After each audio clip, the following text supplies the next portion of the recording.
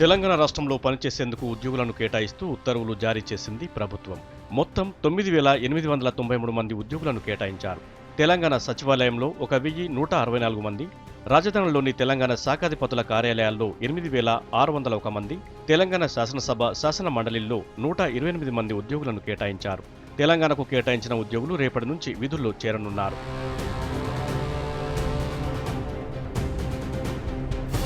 ప్రస్తుతం రాష్ట్రంలో పనిచేస్తున్న వర్క్ ఛార్జ్డ్ కాంట్రాక్ట్ అవుట్సోర్సింగ్ ఉద్యోగుల పంపిణీకి రాష్ట్ర గవర్నర్ నరసింహన్ గ్రీన్ సిగ్నల్ ఇచ్చారు.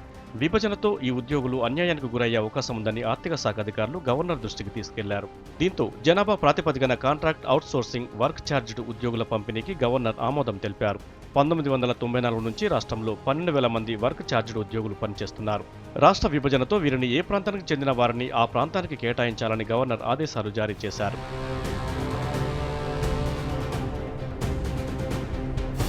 రాష్ట్రంలో 30,000 మంది కాంట్రాక్ట్ ఉద్యోగులు పనిచేస్తున్నారు. వీరి పదవీ కాలం జూన్ నెలాఖరుతో ముగుస్తుంది. కాంట్రాక్ట్ ఉద్యోగులను జనాభా ప్రాతిపదికన 2 రాష్ట్రాలకు కేటాయించాలని అధికారులను ఆదేశించారు గవర్నర్. తెలంగాణలో మిగులు ఉంటే వారిని ఆంధ్రప్రదేశ్కు కేటాయిస్తారు. రాష్ట్ర వ్యాప్తంగా 76,000 మంది అవుట్సోర్సింగ్ ఉద్యోగులున్నారు. వీరి ఉద్యోగ కాలం కూడా జూన్ నెలాఖరుతోనే ముగుస్తుంది. ఈ ఉద్యోగుల కొనసాగింపుపై కొత్తగా ఏర్పడే 2 రాష్ట్ర ప్రభుత్వాలే నిర్ణయం తీసుకోనున్నాయి.